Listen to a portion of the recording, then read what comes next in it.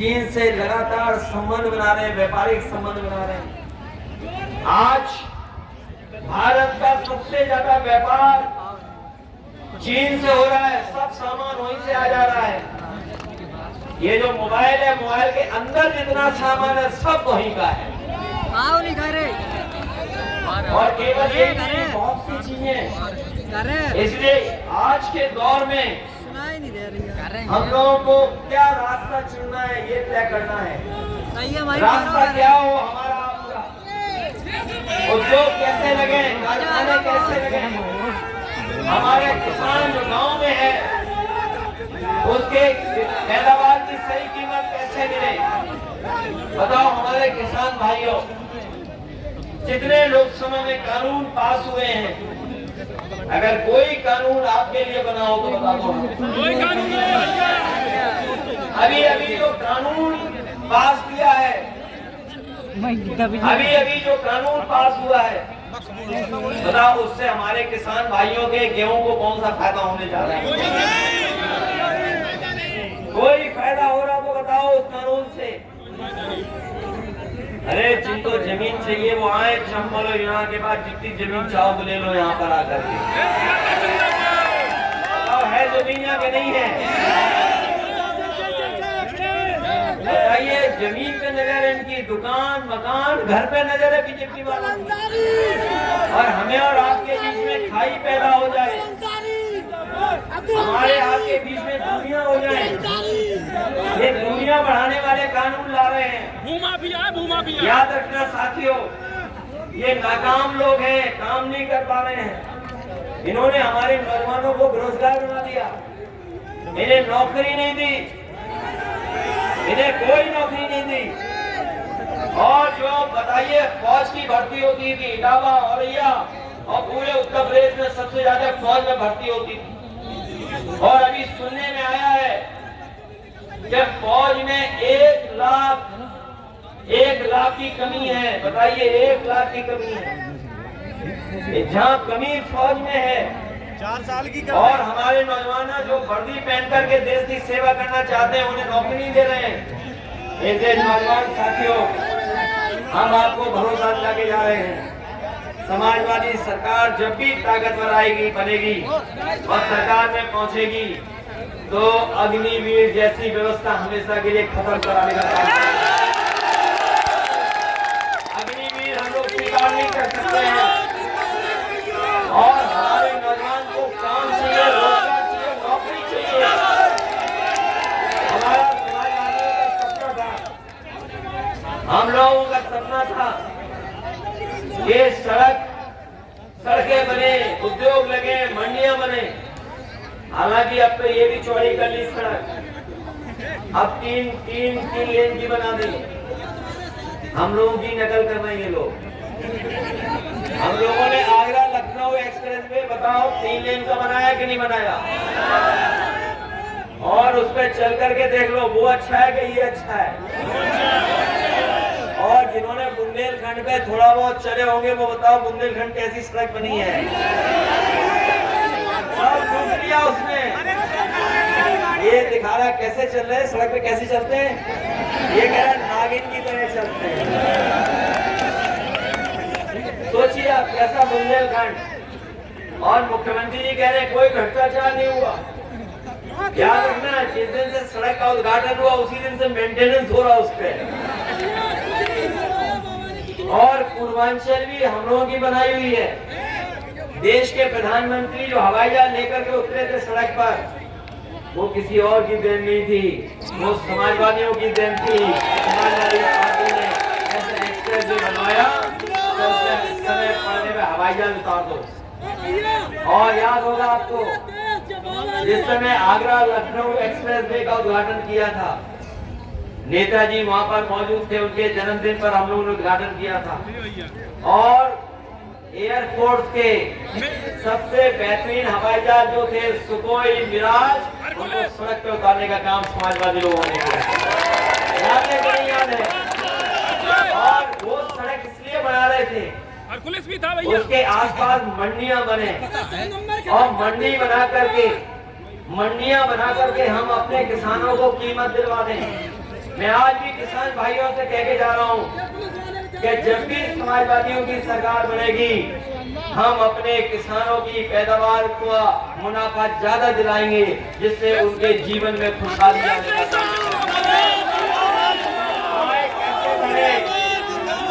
का आपने गेहूं खरीद लिया। मुझे सुनने में आया है, मैंने जानकारी की है कि पूरा मध्य प्रदेश का गेहूं और ज्यादातर उत्तर प्रदेश का गेहूं बड़ी बड़ी कंपनियों ने खरीद लिया है, बड़े बड़े फ्लोर मिल मालिकों ने खरीद लिया। आपने किसान भाइयों को, उन्हें तो आड़तियों को दे दिया होगा। हो सकता है आड़तियां आपके पास आए हों, जिससे नुकसान आपका ज्यादा ना हो, बारदाना वगैरह का खर्चा न करना पड़े। 2200 रुपये हम ले गए। इसलिए आड़तिया आपसे लेके चला गया गेहूं और वो जाकर के बड़े बड़े उद्योगपतियों को पहुंचा रहा है या आटा वाले मिल वालों को पहुंचा रहा है।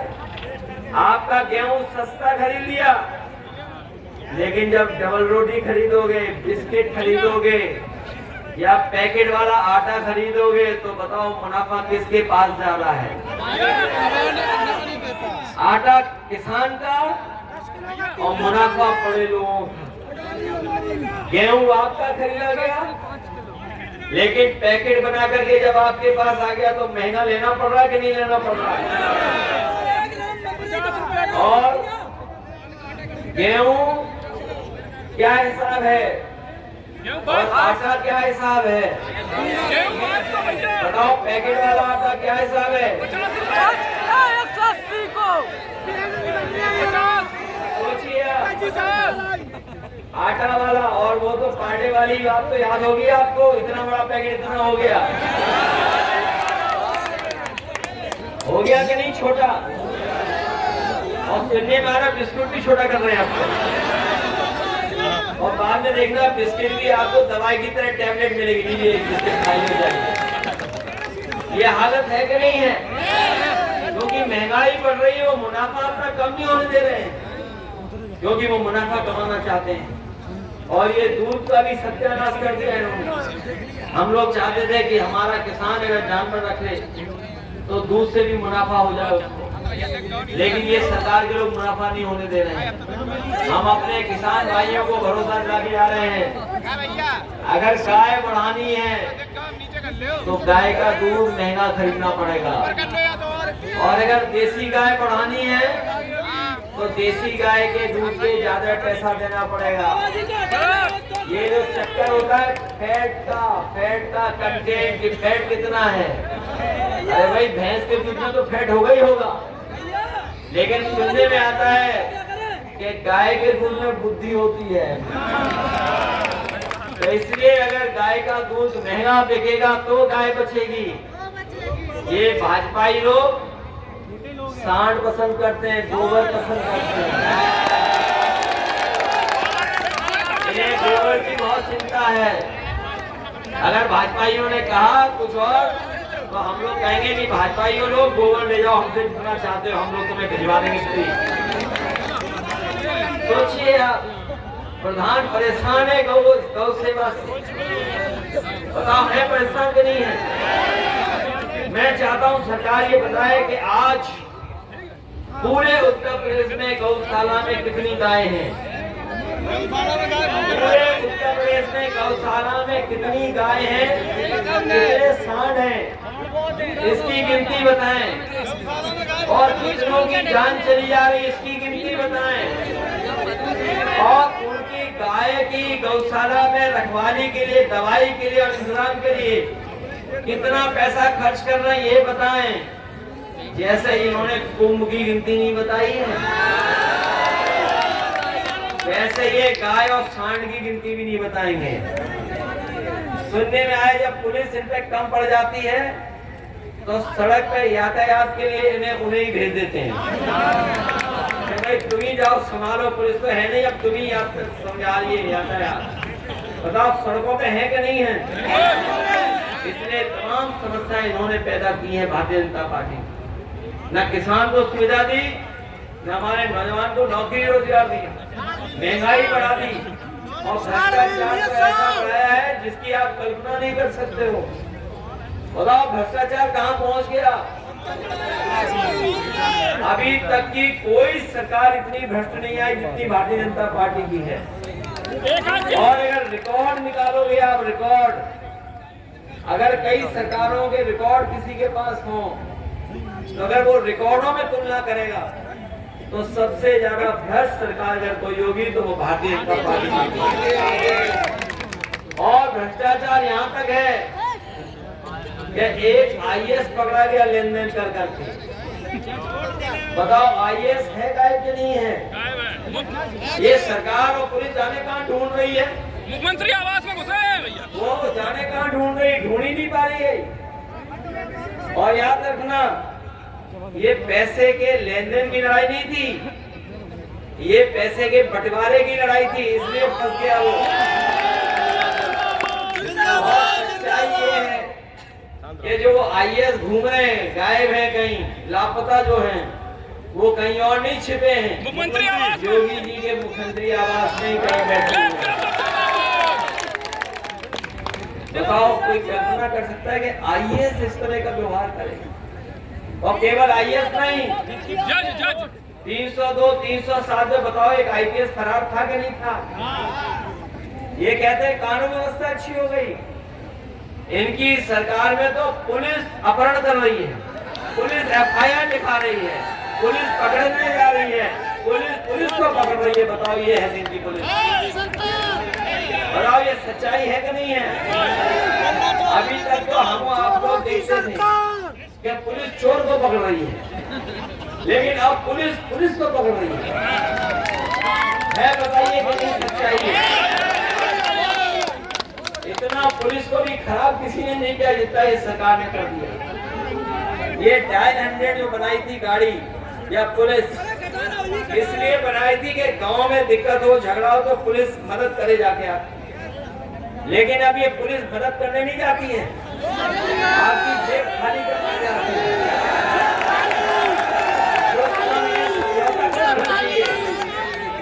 ये समझौता नहीं कराते, ये आपकी जेब देखते हैं, जेब में कितना माल है और माल निकालते हैं।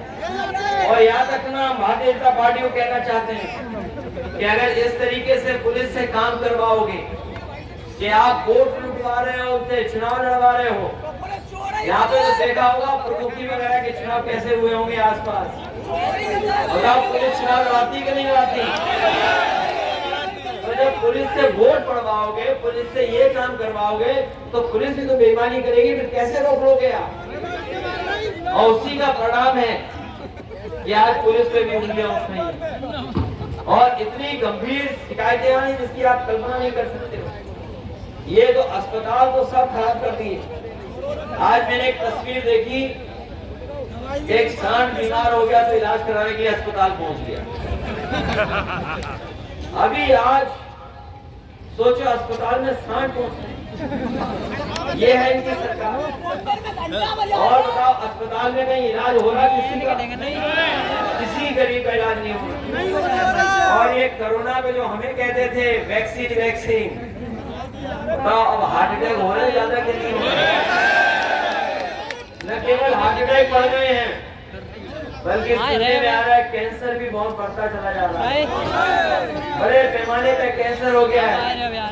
नेताजी और हम लोगों ने कैंसर का अस्पताल बनवाया था लखनऊ में 1000 करोड़ का, और वो इसलिए बनवाया था समाजवादी पार्टी ने कि अगर वो अस्पताल बन जाएगा तो हमारे गरीब को अगर इलाज की जरूरत पड़ेगी तो गरीब आएगा, उसको फ्री इलाज मिलेगा, एक भी पैसा नहीं देना पड़ेगा।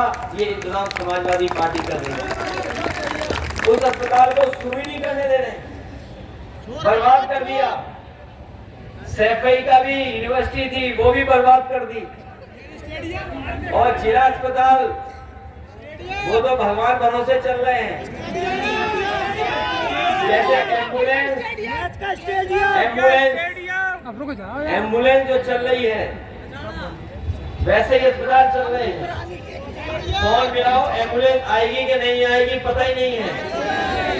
हम अपने गरीबों कह के जा रहे हैं समाजवादी सरकार बनेगी तो एम्बुलेंस की संख्या बढ़ा करके और अस्पतालों का इलाज अच्छा इंतजाम कर करके आपके गाँव में 15-20 मिनट में एम्बुलेंस पहुंचाने का काम करेंगे, जिससे आपका इलाज अच्छा हो जाए, किसी की जान नहीं जाए, किसी का पैसा खर्च नहीं हो।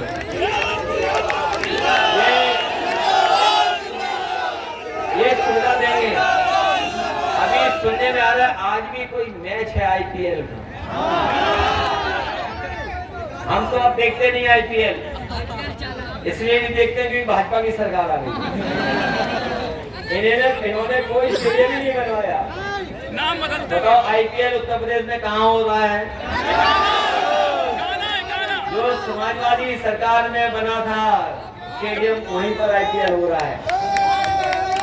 और हम आपको भरोसा दिलाते हैं नौजवानों को, जिस तरीके से हम लोग टेनिस क्रिकेट का टूर्नामेंट कराने लगे थे, याद होगा, अपने नौजवानों के पढ़ाई के लिए, काम, नौकरी, रोजगार के साथ साथ अगर स्वास्थ्य बेहतर करने के लिए खेलों का बढ़ावा देना पड़ेगा, तो IPL से बेहतर व्यवस्था कर करके अपने नौजवानों को खेल से भी जोड़ने का काम करेंगे, जिससे उनका भविष्य बेहतर हो सके।